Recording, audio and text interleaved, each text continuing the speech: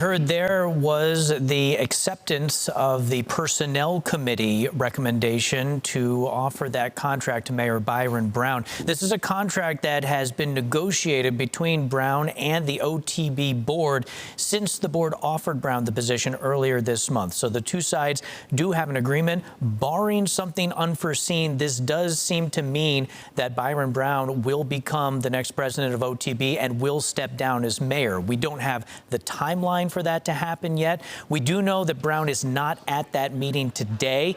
We also know that we will be getting salary details on this offer at some point today, but we will not be getting any of the other specifics of the contract. We're going to have to file a Freedom of Information Law request for that information. Brown is not able to actually formally accept this position until he gets his gaming license. That could happen at any time. They might be able to expedite that a bit, and it could happen as early as next week, according to the board chairman here.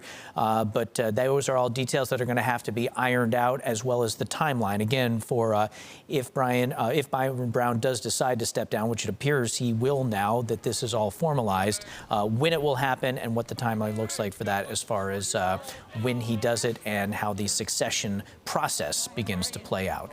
So that is the latest here. Batavia, the OTB board accepting and approving the contract that's been agreed upon between Byron Brown and the board to make Brown the next president and CEO of Western Regional Off-Track Betting. We will have much more on this on News 4 at noon.